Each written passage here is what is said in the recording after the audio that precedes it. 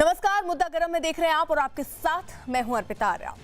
क्या कोरोना का खतरा बेकाबू होता दिख रहा है? क्योंकि जिस तरह से रोज कोरोना के नए मामले बढ़ रहे हैं वो काफी चौंकाने वाला है। ताजा आंकड़ों के मुताबिक कोरोना वायरस से मरने वालों की संख्या 1694 पहुंच गई है, जिसमें पिछले 24 घंटों की अगर हम बात करें तो पिछले 24 घंटे में 126 लोगों की मौत हुई है और 24 घंटे में देश में कोरोना के 2958 नए मामले सामने आए हैं। वहीं अब तक पूरे देश में 49,391 कोरोना के मरीज हो गए हैं। वहीं 14,183 ऐसे भी हैं जो ठीक हुए हैं और अपने घर चले गए हैं। तो ये स्थिति कोरोना को लेकर किस तरीके से ये जो आंकड़े बढ़ रहे हैं, ये आंकड़े अपने आप में चौंकाते हुए कुछ खास मेहमान इस वक्त हमारे साथ जुड़ रहे हैं और साथ ही साथ हमारे सहयोगी भी यहाँ पर जुड़ेंगे। क्लाइड क्रिस्टो प्रवक्ता एनसीपी के हैं, इस वक्त हमारे साथ जुड़े हुए हैं। संजीव झा स्पोक्स पर्सन है आपके, वो हमारे साथ हैं। गोपाल अग्रवाल स्पोक्स पर्सन है बीजेपी के, वो इस वक्त हमारे साथ हैं।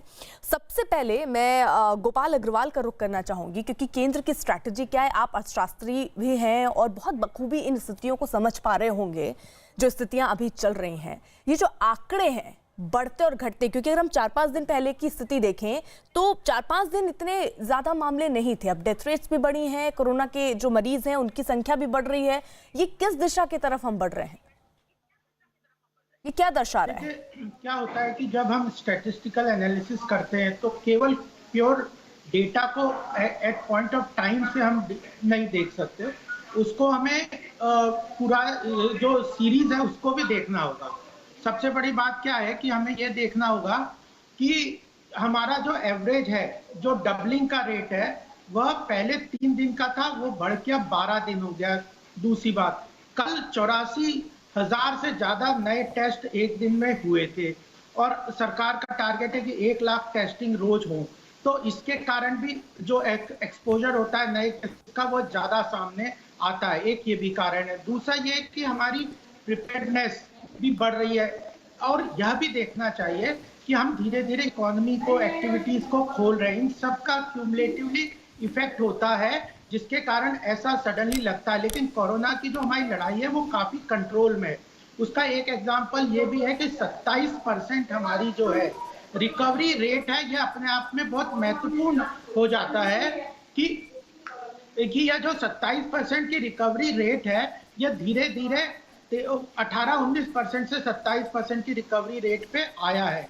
तो यह एक हार्टनिंग फैक्टर है।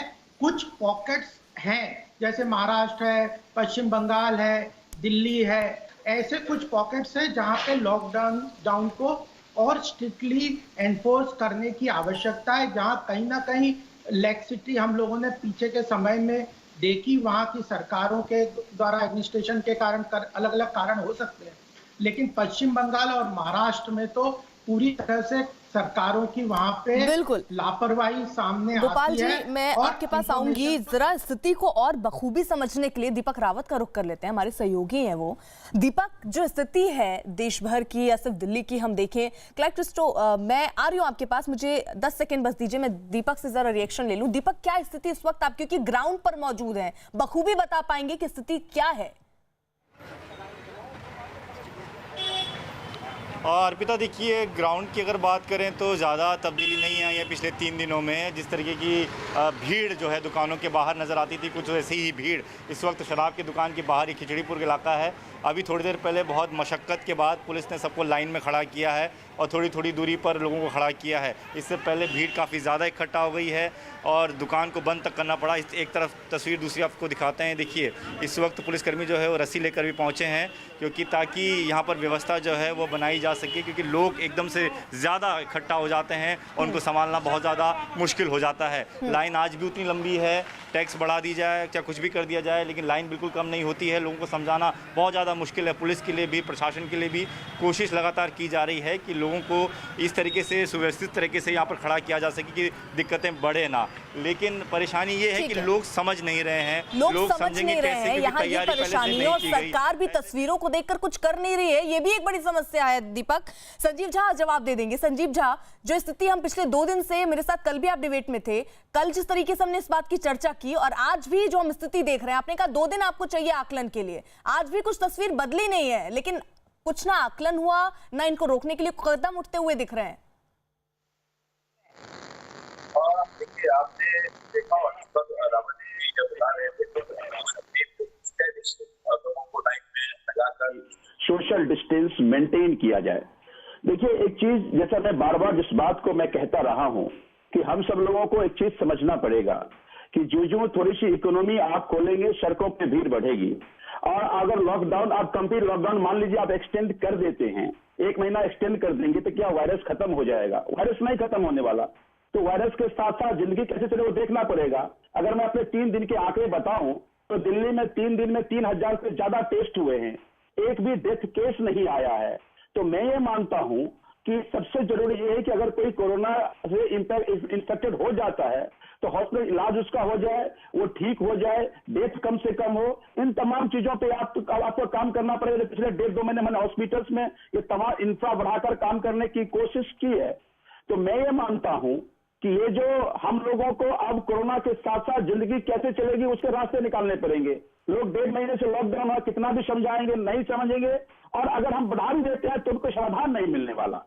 इसीलिए हम सबको मिल करके अब ये समझना पड़ेगा कि वास्तव में हम किस तरह से अपने इकोनॉमी को किस तरह से लोग बाहर निकले। जब जिक्र कर रहे थे तो आपने कहा अब अगर यहाँ पर पुलिस नहीं संभाल पा रही है इन लोगों को, ये लोग नहीं सुन रहे हैं, अगर लोग जागरूक नहीं है तो आपकी जिम्मेदारी बनती है कि उनको जागरूक बनाइए। या तो शराब की दुकान आप बंद कीजिए, वो दोनों काम नहीं हो रहे। 70% आपने उसमें टैक्स बढ़ा दिया। उसके अलावा आप अब ये कदम उठाने की बात कर रहे थे कि अब पेट्रोल और डीजल के दाम बढ़ाकर लोगों पे ही मार इसकी पड़ रही है।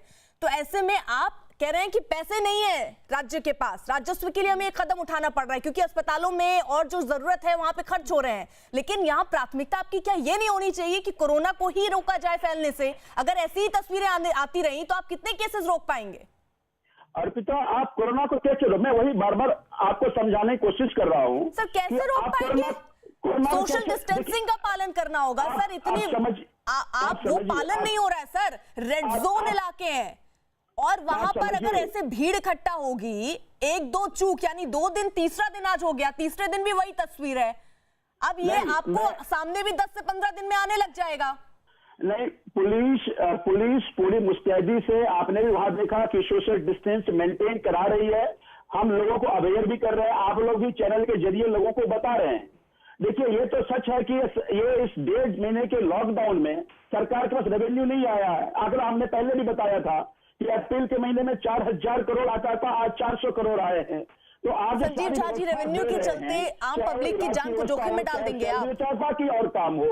संजीव झा जी, रेवेन्यू के चलते आम जनता की जो जान है वो कीमती नहीं है, नहीं कंट्रोल हो रहा है। तो आप क्यों नहीं शराब की दुकान बंद कर दे रहे हैं? या तो कंट्रोल कीजिए। आप कह रहे हैं कि लड़ना है, ऐसे नहीं लड़ पाएंगे ना सर। तस्वीरें शायद आपने नहीं देखी, आप बोलिए तो मैं दीपक को बोलूंगी एक बार फिर से वो आपको तस्वीरें दिखा देंगे। नहीं, मैं तस्वीर देख लिया और मैंने ये भी देखा कि लोग जहां सोशल डिस्टेंस मेंटेन नहीं किया गया, आज भी दिल्ली में 25% शराब के दुकान बंद है। ये इसलिए बंद है क्योंकि वहां पे सोशल डिस्टेंस मेंटेन नहीं किया गया और पुलिस फिर उसको नहीं खुलने दिया। तो हमने दिल्ली पुलिस को इंस्ट्रक्ट कर दिया है कि जहां जहां अगर दिक्कतों का सामना आपको करना पड़ रहा है, आप वहां दुकान को बंद करा दीजिए, वो दुकान नहीं खुलेगा। तो जहां जहां परेशानी आ रही है, पुलिस अगर मैं सूचना दे रही है तो उस तमाम दुकानों को बंद किया जा रहा है। ठीक है, आप कुछ कहना चाह रहे थे? जिम्मेदारी हम सब की है। ठीक है संजीव झा, आऊंगी मैं आपके पास। प्रोटोकॉल को हम सब लोग मिलकर जी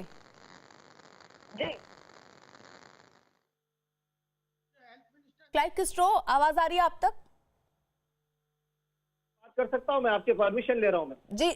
जी मैं आपसे ही बोल रही हूँ, अपनी बात रखिए। हाँ, नहीं, बहुत बहुत मेहरबानी, आपने मुझसे बात की। सबसे पहले बात तो मैं आपसे ये कहना चाहता हूँ अर्पिता जी कि जब आपके कोऑर्डिनेटर का फोन आया था सेतु जी का, तो मैंने उनसे क्लियर कहा था कि ये डिबेट पे मैं इस बात आऊंगा कि तू मैं नहीं करना है, हमें एक होकर लड़ना है।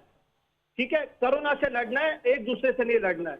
देश की परिस्थिति बहुत खराब है, तो जरा आप समझ लीजिए।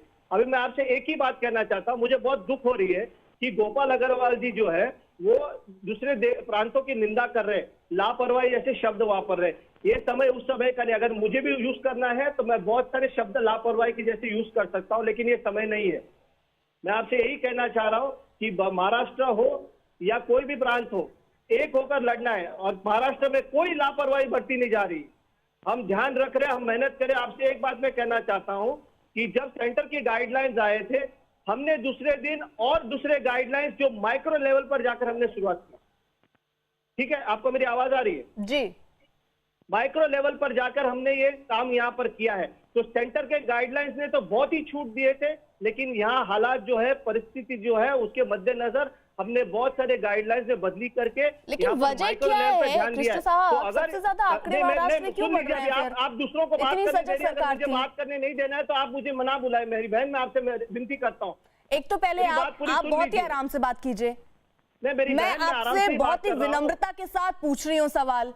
आप ये कह रहे हैं यहाँ हम चर्चा करने के लिए बैठे हैं, वो चर्चा ही मैं कर रही हूँ। अगर आपसे सवाल पूछना भी आपको गलत लग रहा है तो आप बता दीजिए, मैं आपसे सवाल भी नहीं पूछूंगी। और अगर आप जाना चाह रहे हैं तो आप जा भी सकते हैं। आप देखिए, इस तरह की बातें ना करिए। नहीं, मैं आपसे बहुत विनम्रता के साथ सवाल पूछ रही हूँ कि महाराष्ट्र में स्थिति क्यों बढ़ रही है। आप यहाँ कह रहे हैं तू मैंने करने नहीं आया हूँ, आप फिर आप गोपाल अग्रवाल पर क्यों निशाना साध रहे हैं कि इनके गाइडलाइंस ठीक नहीं थी, लेकिन हमने तो बहुत अच्छा काम किया। आप नहीं कर रहे हैं यहाँ बैठकर राजनीति, बता दीजिए मुझे, नहीं कर रहे हैं आप राजनीति। देखिए, मैंने मत कीजिए ऐसी बात। आप बताइए कि महाराष्ट्र ने ऐसा क्या मॉडल अपनाया, क्या ठीक लग रहा है आपको, और राज्य को क्या अपनाना चाहिए। महाराष्ट्र में सिचुएशन क्यों नहीं बेहतर हो पा रही, इस पर जवाब दीजिए ना। आप सवाल न करिए, यही सवाल गोपाल अग्रवाल जी को पूछते हैं, क्योंकि वो बीजेपी के प्रवक्ता, आपको एंकर है, आप बीजेपी को। अब लीजिए, अब आपका जवाब जो है ये राजनीति से प्रेरित है कि नहीं? आप कह रहे हैं इस चर्चा में महत्वपूर्ण चर्चा है, राजनीति मत कीजिए, लेकिन आप इस तरीके की बात करके राजनीति कर रहे हैं। वो कि दूसरी बार झूठ ना बोले, ये झूठ बोलकर ना बुलाए डिबेट। अरे मेरा सवाल ठीक है कृष्ण साहब, मेरा सीधा सवाल आपसे है, महाराष्ट्र की स्ट्रेटेजी ऐसी क्या खराब रह गई कि वहाँ पे केस बढ़ रहे हैं, बताइए इसको। मैं सेतु से कहता हूँ कि दूसरी बार झूठ बोलकर ना बुलाए हमें डिबेट पर। डिबेट करने के लिए तो मैं बहुत कुछ डिबेट कर सकता हूँ, लेकिन ये समय झगड़ा करने का नहीं है। मैं भी आपको बहुत यहाँ जितने पैनलिस्ट बैठे हैं, किन्होंने झगड़ा नहीं किया, अकेले आप हैं और आप राजनीति का लाभ रहे हैं कि झगड़ा नहीं होना चाहिए। ठीक है, अगर आप जवाब देना चाहें तो मैं सवाल पूछूं आपसे कृष्ण साहब, अगर आप वाकई गंभीरता को समझ रहे हैं कोरोना की, अगर आप वाकई गंभीर है तो एक सवाल है मेरा, जवाब दे दीजिए।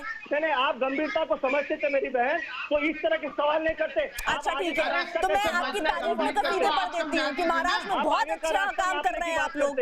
वो वहाँ तो रेट ही नहीं बढ़ रहे हैं, वहाँ कोरोना पेशेंट ही सामने नहीं आए हैं, वहाँ तो बहुत अच्छा काम हो रहा है। इनफैक्ट सारे राज्यों को जो है महाराष्ट्र के नियम पे चलना चाहिए, फॉलो कर लेना चाहिए। विनम्रता से, बहुत नम्रता से, विनम्रता से आपसे कहता हूँ मेरी बहन कि आप थोड़ा होमवर्क करके आइए और फिर से मुझे डिबेट पे बुलाइए, मैं करूंगा। और आप जाने की बात ना करें, मैं उठ के जाने वाले आंकड़े मैं आपसे पूछ रही हूँ, आंकड़े आपके पास नहीं है और होमवर्क आप मुझे करने के लिए कह रहे हैं। चलिए, आप अगर नहीं जवाब देना चाह रहे, मैं नहीं आपसे सवाल लूंगी। गोपाल अग्रवाल जी, ठीक है कृष्ण साहब, गोपाल अग्रवाल जी, महाराष्ट्र में जो स्थिति है वो ये कह रहे हैं कि गाइडलाइंस आपने बहुत ज्यादा उनमें छूट दी, लेकिन महाराष्ट्र ने स्थिति को समझते हुए बहुत सारी छूटों को माना नहीं, जो कि ये कहा भी गया कि राज्यों की विवेक पर ही निर्भर करेगा, स्थिति को देखकर ही वो कदम उठाएं। गोपाल अग्रवाल, बैंगलोर में नहीं, देखिए, महाराष्ट्र और पश्चिम बंगाल बहुत स्पष्ट रूप से सामने आ रहा है कि इनकी प्रदेश सरकारों की पूरी तरह से लापरवाही, जिस तरह से इन लोगों ने इंफॉर्मेशन छुपाई। पश्चिम बंगाल में तो बहुत ही गलत तरीके से उन्होंने करा और लड़ाई केंद्र से, कोरोना के बजाय केंद्र सरकार कर दी। और ऐसे ही महाराष्ट्र जिस तरह से मुंबई जैसे केके हॉस्पिटल। कृष्ण साहब, अभी मैं जब गोपाल अग्रवाल से सवाल नहीं पूछ रही थी तो आप कह रहे उनसे सवाल क्यों नहीं पूछ रही हैं। अब मैं उनसे सवाल पूछ रही हूँ तो आप लगातार बोल रहे हैं, और आप ही अकेले ऐसे हैं पैनल में जो ये कह रहे हैं कि विनम्रता से बात कीजिए, और आप ही को देख के सिर्फ नहीं लग रहा है कि आप ही विनम्र हैं। और जब कर रहे हैं आप नीडली। अरे कृष्ण साहब, जब मैं आप पे आऊंगी तब सवाल का जवाब दीजिएगा, आप नहीं दे रहे हैं जवाब। बात करें, सवाल का जवाब आप सुनना नहीं चाहती है। ठीक है, मैं नहीं सुनना चाहती हूँ आपको, बिल्कुल आपने नहीं सुनना चाहती हूँ मैं। ठीक है, आप मत बोलिए, आप मत बोलिए कृष्ण साहब, मत बोलिए आप। गोपाल अग्रवाल, देखिए, सबसे पहली बात है कि जब महाराष्ट्र में 6 बड़े बड़े अस्पताल मुंबई जैसे शहर में हॉस्पिटल बंद करना पड़ता है, इसको लापरवाही क्यों बंद करना पड़ता है? थोड़ा होमवर्क करिए। अगर कोरोना सबको होमवर्क करना है, केवल सबसे ज्यादा होमवर्क कृष्ण साहब करके आए हैं। आज शर्म की बात, शर्मनाक बात है। थोड़ा झूठ बोलने को भी सीखिए जरा, कैसे झूठ बोलना है। तो इसके लिए कौन आप तो क्या कोरोना अगर डिटेक्ट हुआ है हॉस्पिटल में तो उसे बंद नहीं कर पाएंगे? आप क्या बात कर रहे हो?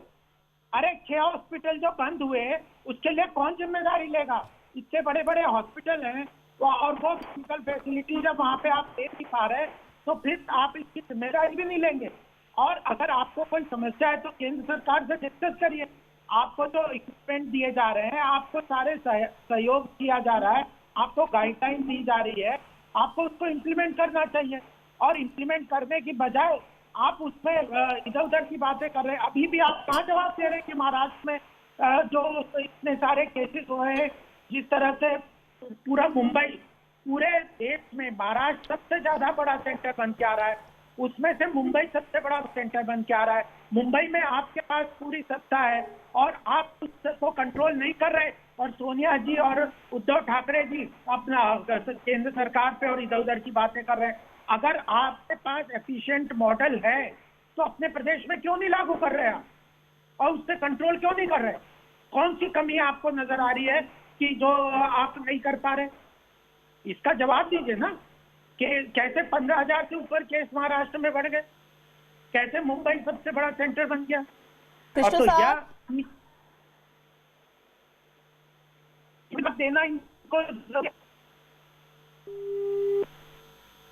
ठीक है, चलिए मैं जरा संजीव झा का रुख कर लेती हूँ, क्योंकि कृष्णो साहब जो हैं वो जवाब इस चीज का नहीं दे पा रहे हैं कि महाराष्ट्र में स्थिति कैसे इस वक्त जो है बिगड़ रही है, उसको कैसे कंट्रोल में रखना है। लेकिन यहाँ चिंता दिल्ली भी बनी हुई। संजीव झा, स्थिति जो हम देख रहे हैं, आपने कहा शराब की दुकान बंद करवा रहे हैं, बहुत अच्छा काम कर रहे हैं। जहां पर आपको लग रहा है सोशल डिस्टेंसिंग का पालन नहीं हो रहा है, वहां पर दुकानें बंद हो रही हैं, बहुत अच्छी बात है। लेकिन अभी भी कुछ कुछ ऐसे इलाके जो हमारे रिपोर्टर ने अभी दिखाया, आपने देखा होगा, वहां पर भी, यानी जहां जहां शराब की दुकानें हैं वहां पर वही स्थिति है। तो कैसे कंट्रोल करेंगे? क्या हम किसी चूक की या लापरवाही का इंतजार कर रहे हैं कि कोई बड़ी घटना घटे उसके बाद हम कदम उठाएंगे? मैंने आपको कहा कि जहां जहां से पुलिस वहां पर सोशल डिस्टेंस मेंटेन करवा रही है, और जहां जहां से ये सूचना मिल रही है कि यहाँ डिस्टेंस मेंटेन नहीं हो पा रहा है या परेशानी आ रही है, तो उसको बंद कर दिया जा रहा है। तो हम भी, हमारे जो सूचना के नेटवर्क, तो हमारे पुलिस के लोग हैं जो वहाँ सोशल डिस्टेंस मेंटेन करा रहे हैं। तो इसीलिए हम उनकी मुस्तैदी पर हम विश्वास रखते हुए उनको इम्प्लीमेंट कर रहे हैं। देखिए, हम लोग लगातार इससे इसी बात की डिबेट कर रहे हैं और बार बार हम लोग एक ही तरह का रिप्लाई कर रहे हैं। एक चीज हम सबको समझना, फिर मैं वही बात रिपीट करूंगा, बात किसी केवल शराब दुकान की नहीं। आप कह रहे हैं सड़कों पर भीड़ है, क्योंकि हमने जो MHA के गाइडलाइन के हिसाब से हमने अपने इकोनॉमी को थोड़े से ओपन किया है। कुछ कंपनियां खुली हैं, कुछ आइसोलेशन में दुकान खुले हैं। लेकिन संजीव झा, ये बात भी तो आप मानेंगे कि केंद्र सरकार की जो गाइडलाइंस है उसमें साफ निर्देश है कि राज्यों की स्थिति को देखते हुए राज्य सरकार इस बात के लिए स्वतंत्र है कि वो कितनी जगहों पर कितनी रियायत लोगों को देना चाहते हैं। आपको ये लग रहा है कि दिल्ली के हालात को देखते हुए, जब यहाँ पर रेड जोन 11 के 11 जिले रेड जोन में है, आपको लगता है कि इस तरीके की छूट देनी चाहिए? क्या दिल्ली तैयार है इस तरीके की छोटी सी भी लापरवाही को झेलने के लिए? अर्पिता जी, आपको याद होगा जब सेकेंड लॉकडाउन हुआ था तभी MHA ने छूट कुछ दिए थे, लेकिन उस छूट को हमने दिल्ली में इंप्लीमेंट नहीं किया था। दिल्ली में इंप्लीमेंट हमने इसलिए नहीं किया, तब तक हम लोग तैयार नहीं थे, हमारे पास इंफ्रा उस तरह की नहीं थी, हमारे पास कितने पेशेंट आएंगे और कैसे इलाज करेंगे वो तमाम व्यवस्था नहीं थी, इसलिए हमने छूट नहीं दी। लेकिन जो ही तीसरे लॉकडाउन में MHA ने जो छूट दी, रेड जोन के हिसाब से जो छूट दी, उसी तरह से हमने उसको इंप्लीमेंट किया। फिर जब हमने उसको इंप्लीमेंट किया तो हमें पता है कि अगर मान लीजिए कोरोना के पेशेंट्स बढ़ते हैं तो उसका इलाज किस तरह से किया जाए। और सबसे बड़ी बात जो पूरे देश को, सभी सरकारों को समझना पड़ेगा कि आज पूरे विश्व में जहां जहां कोरोना, इटली हो या स्पेन हो, वहां के इकोनॉमी को खोला गया, क्योंकि अब ये मान रहे हैं जब तक एंटीडोट नहीं आएगा, ये कोरोना का वायरस खत्म नहीं होने वाला, तो क्या पूरा साल हम लॉकडाउन रहेंगे या कितने दिन इंतजार करेंगे? तो अब हम लोगों को कोरोना के साथ जीने के रास्ते इख्तियार करने पड़ेंगे। दिल्ली में एक अच्छी डेटा आ रहा है कि जैसा मैंने पहले बताया कि 5148 हमारे पास एक्टिव पेशेंट थे, 1400 ठीक है संजीव झा जी, मैं लौटूंगी। इसी बीच आशिका भी हमारे साथ है, और आशिका, जहां पश्चिम बंगाल में, वहां पर जो आंकड़े हैं वो भी चौंकाने वाले थे। आशिका, फिलहाल आज की स्थिति वहां पर क्या है? आंकड़ों से पहले यहाँ की तस्वीरें मैं आपको सबसे पहले दिखाऊं। रेड जोन की ये तस्वीरें हैं जो आपको चौंका देंगी। ये फूल मंडी है, यहाँ पर भीड़ देखिए, आपको पता ही नहीं लगेगा कि लॉकडाउन है या फिर क्या स्थिति यहाँ पर है। देखिए, लोग भीड़ लगाए हुए हैं सभी जगह पर, आधे से ज़्यादा लोगों ने मास्क भी नहीं पहन रखे हैं, सोशल डिस्टेंसिंग का कोई भी पालन करते हुए नज़र नहीं आ रहा है। इसके अलावा आंकड़ों की बात करें तो एक तरफ जो टोटल आंकड़े हैं 1344, वो तो सेंटर और स्टेट की तरफ से दोनों एक ही हैं, लेकिन मौत के आंकड़ों को लेकर के राज्य और केंद्र के आंकड़े जो है वो बिल्कुल अलग अलग हैं। राज्य सरकार जहां तक 68 बता रही है आंकड़े मरने वालों के, वहीं केंद्र के आंकड़े 140 बता रहे हैं, यहाँ की दुगना से भी ज़्यादा। अब ये है कि राज्य सरकार कोमॉर्बिड जो मामले हैं, यानी कि जो लोगों को दूसरी बीमारियां भी हैं, उनकी मौत के जो आंकड़े हैं, जो कोरोना पॉजिटिव मामले उनको दूसरी बीमारियां भी थीं, उनको अलग कर रखा है और बाकी लोगों को अलग कर रखा है। तो ऐसे में सेंटर और स्टेट के बीच में ये कंफ्यूजन जो है वो बना हुआ है। यहाँ आशिका ठीक है, ये स्टेट और सेंटर का कंफ्यूजन तो यहाँ ठीक है, ये क्योंकि कहा जा रहा है कि वो आंकड़े छुपा रही है, लेकिन जरा ये जो तस्वीरें आप दिखा रही हैं, रेड जोन की ये तस्वीरें हैं, वहां पर प्रशासन का कोई अधिकारी नहीं है, आपने किसी से बात की? ये स्थिति यहाँ पर ये पहली तस्वीर नहीं है जो निकली है, हर बार हम ऐसी ही तस्वीरें देख रहे हैं और ऐसे में ये तो सही लग रहा है कि यहाँ आंकड़े बहुत ज्यादा होंगे जो छुपाए जा रहे हैं।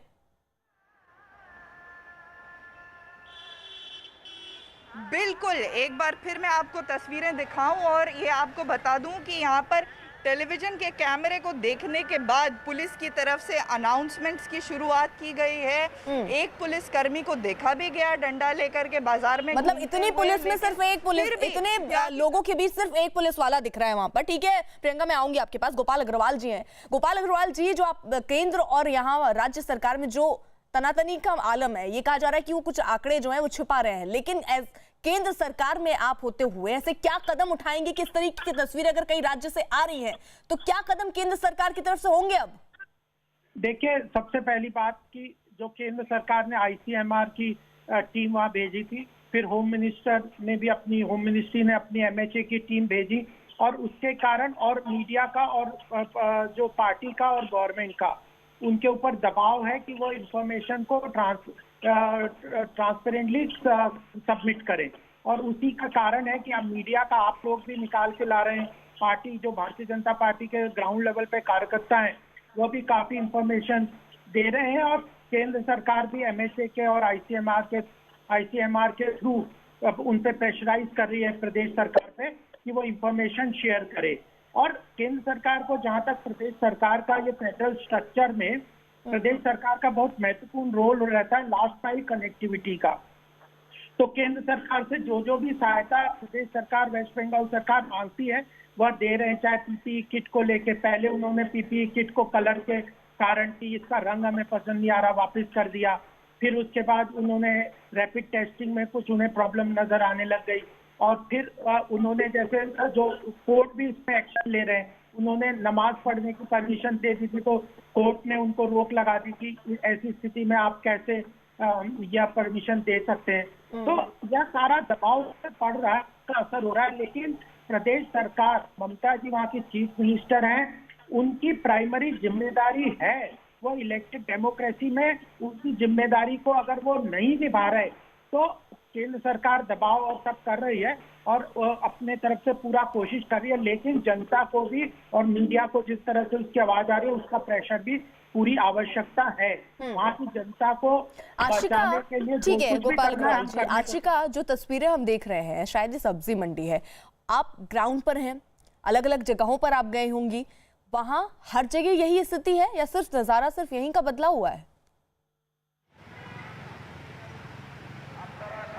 कई बाजारों की स्थिति इसी तरह से है। हावड़ा की विशेष तौर पर मैं बात करूं, जो कि बहुत ही ज़्यादा जहां से मामले सामने आए हैं, वहां की तस्वीरें लगभग सभी बाजारों की इसी तरह की है। यहाँ की तस्वीरें देखिए, टेलीविजन के कैमरों को देखने के बाद यहाँ पर पुलिस की तरफ से अनाउंसमेंट शुरू की गई है। बावजूद पुलिस के अनाउंसमेंट के तस्वीर यहाँ की बदलती नज़र नहीं आ रही है। अभी भी लोग उसी तरह से भीड़ लगा करके और यहाँ फूल मंडी में फूल खरीद रहे हैं। हालांकि दोपहर का समय हो रहा है तो धीरे धीरे करके कुछ जो लोग हैं, जो विक्रेता हैं, वो यहाँ से जाना शुरू कर चुके हैं, तो यहाँ पर भीड़ थोड़ी कम नज़र आ रही है। नहीं तो यहाँ की तस्वीर लगभग हमेशा ही ऐसी रहती है और पुलिस की कोशिशों के बावजूद लोग एक साथ भीड़ लगाकर ही खरीदारी कर रहे हैं। अर्पिता, बिल्कुल, और ये जो तस्वीरें हैं बेहद चौंकाने वाली हैं और राज्य सरकारों को ही खुद से संज्ञान लेना होगा और साथ ही साथ आम लोग जो हैं उन्हें भी जागरूक बनना होगा और समझना होगा कि अगर थोड़ी सी छूट दी गई है तो वो आपके लिए ही दी गई है और इसको इस तरीके से छूट का इस्तेमाल ना करें कि वो छूट ही आपको कल को खत्म हो जाए।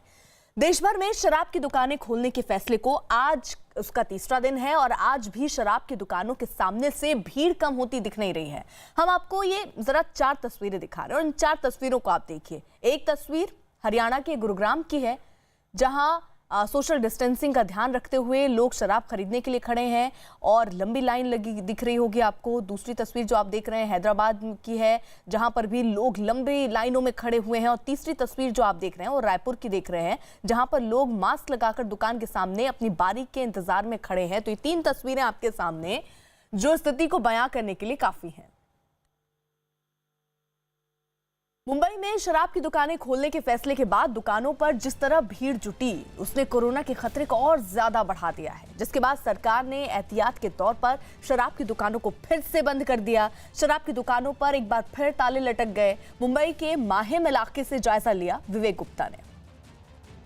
महाराष्ट्र में जो कोरोना वायरस के पॉजिटिव मामले हैं लगातार बढ़ते आ रहे हैं और अब तक जो आंकड़ा सामने आया है कि पूरे महाराष्ट्र में 15,000 से ज़्यादा पॉजिटिव मामले सामने आ चुके हैं और अगर हम सिर्फ मुंबई की बात करें तो 9,700 से ज़्यादा पॉजिटिव मामले आ चुके हैं, जिसको लेकर लगातार सरकारें कोशिश कर रही हैं लेकिन ये आंकड़े कम होते नज़र नहीं आ रहे हैं। और इसको मद्देनजर रखते हुए जो लिकर शॉप की जो परमिशन दी गई थी कि मुंबई और आसपास के इलाकों में खुले रहेंगे, लेकिन जिस तरीके से सोशल डिस्टेंसिंग की धज्जियाँ उड़ी कल, उसके बाद बीएमसी ने देर रात एक ऑर्डर जारी किया और साफ तौर पे कहा कि मुंबई में जितनी भी वाइन शॉप हैं वो अब पूरी तरीके से बंद रहेंगी और जब तक कोई ऊपर से ऑर्डर नहीं आता, बीएमसी का अगला ऑर्डर नहीं आता, तब तक सारी वाइन शॉप है वो पूरी तरह से बंद रहेंगी। आप देख सकते हैं कि इस समय हम मुंबई के माहिम इलाके में हैं और माहिम इलाके की जो ये वाइन शॉप है पूरी तरीके से बंद है। हालांकि यहाँ पे बाकायदा सोशल डिस्टेंसिंग के लिए सर्कल बनाए गए थे, लेकिन भीड़ इतनी ज़्यादा हो गई थी कि लोग अपने घरों से बाहर निकलने के लिए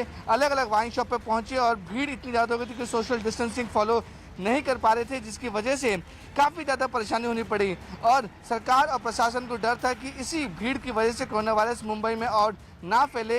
यही वजह है कि अब बीएमसी ने कड़े कदम उठाते हुए साफ तौर पर आदेश जारी किया है कि अगले आदेश तक मुंबई में जितने भी वाइन शॉप हैं वो पूरी तरीके से बंद रहेंगी। और इसी बीच एक बड़ी खबर, मौलाना साद अभी भी ईडी की गिरफ्त से दूर है। हालांकि पैसों के लेन देन के मामले में ईडी ने मौलाना साद के 2 करीबियों को नोटिस जारी किया है। इनमें से एक मरकज से जुड़ा सदस्य है जिस पर पैसों का लेन देन करने का आरोप है, जबकि जो दूसरा है वो हवाला ऑपरेटर बताया जा रहा है। इससे पहले क्राइम ब्रांच भी मौलाना साद के एक बेटे सईद से कल 2 घंटे पूछताछ कर चुकी है। ये भी बताया जा रहा है कि साद का ये बेटा सारा काम देखता है। वहीं ईडी अब तक मौलाना साद के 9 से ज्यादा करीबियों से पूछताछ कर चुका है। आनंद हमारे साथ हमारे सहयोगी इस वक्त जुड़ चुके हैं। आनंद, इन तमाम पूछताछ और जांच के बाद अभी ये पूरा मामला कहां तक पहुंचा है? जांच कहां तक पहुंची है? जी देखिए, बिल्कुल जो मरका जो ट्रस्ट में जो पैसा आता था विदेशों से, उसकी तफ्तीश ईडी और दिल्ली पुलिस की क्राइम ब्रांच कर रही है। यही वजह है कि जो मौलाना साद के बेटे सईद है उनसे कल क्राइम ब्रांच ने 2 घंटे दी, क्योंकि यही सारा जो पैसे का ट्रांजैक्शन है या जितना भी काम धाम है मरका जो मौलाना साद का वो उनका बेटा देखता था। वहीं ईडी ने जो 2 करीबी नोटिस भेजा है और ये बोला है कि पुस्तक में शामिल है जो करीबी, उसमें एक जो मरकज का सारा जितना भी ट्रांजेक्शन होता है फाइनेंशियल या जो भी चंदा आता है उसकी मॉनिटरिंग करता है और दूसरा जो सदस्य हवाला का ऑपरेटर है, यानी कि जो पैसा उसको ब्लैक में इधर से उधर करने का काम होता है। तो लेकिन अभी जो मौलाना साहब के वकील हैं उनका कहना है कि दोनों ही लोग अभी ईडी की पूछताछ में उपस्थित नहीं हो सकते हैं किसी कारणवश, लेकिन ईडी ने कहा है कि इन्हें पूछताछ में शामिल होना पड़ेगा और 9 लोगों से अब तक जो ईडी प्रवर्तन निदेशालय है उसने पूछताछ इस पूरे मामले में कर ली और आने वाले दिनों में जो उनके और बेटे हैं और जो मौलाना साहब है उसे ईडी पूछताछ के लिए नोटिस भेजेगी।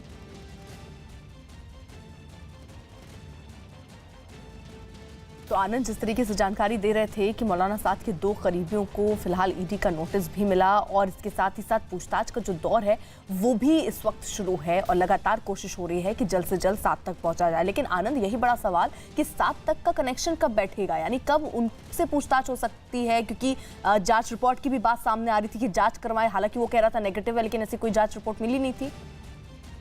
जी देखिए, 4 नोटिस अब तक दिल्ली पुलिस की क्राइम ब्रांच मौलाना साद को भेज चुकी है और उनके चारों नोटिस में पूछा गया है कि उन्होंने अपना कोरोना टेस्ट कराया है, अगर कराया है तो किस सरकारी अस्पताल में कराया, उसकी रिपोर्ट दिल्ली पुलिस को दी। लेकिन अब तक मौलाना साद और उनके वकील ने दिल्ली पुलिस के जो नोटिस है उसका जवाब नहीं दिया है और कोई भी कोरोना टेस्ट की रिपोर्ट अब तक दिल्ली पुलिस की क्राइम ब्रांच को नहीं सौंपी है।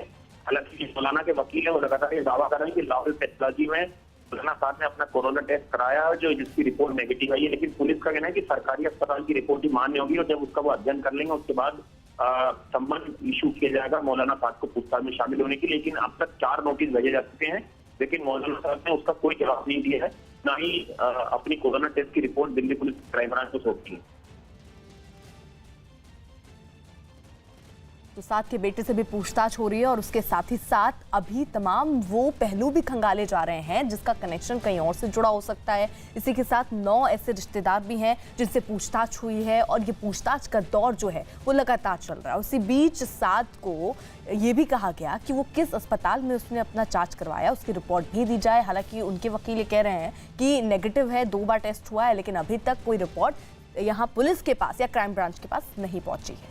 उधर मुंबई में कोरोना के मरीजों की संख्या 10,000 के पार हो गई है। धारावी में 33 नए कोरोना पॉजिटिव होने के बाद अब तक यहां कुल 665 कोरोना पॉजिटिव हो गए हैं। कोरोना के बढ़ते खतरे को देखते हुए जरूरी सेवाओं का काम करने वालों की आवाजाही पर 8 मई तक के लिए रोक लगा दी गई है।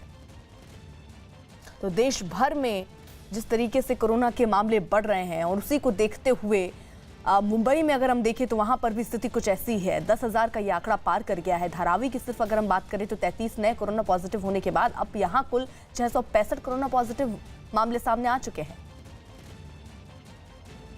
बात जरा इंदौर की कर लें। इंदौर में 27 और भोपाल में 36 नए कोरोना पॉजिटिव होने पर मध्य प्रदेश में कुल 3,102 कोरोना पॉजिटिव मरीज हो गए हैं।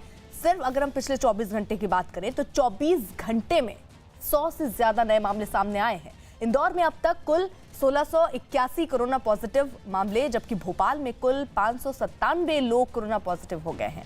इंदौर में अब तक कोरोना से 81 मौत भी हो चुकी हैं, वहीं भोपाल में 17 लोगों की मौत हुई है।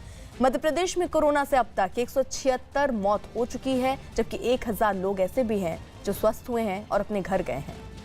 देश भर की अगर बात करें तो देश भर में कोरोना वायरस से मरने वालों की जो संख्या है वो 1694 हो गई है। पिछले 24 घंटे में 2958 मरीज बढ़ गए हैं और 126 लोगों की मौत हो गई। अब तक पूरे देश में 49,391 कोरोना के मरीज हुए, वहीं 14,183 लोग ऐसे हैं जो ठीक हुए हैं।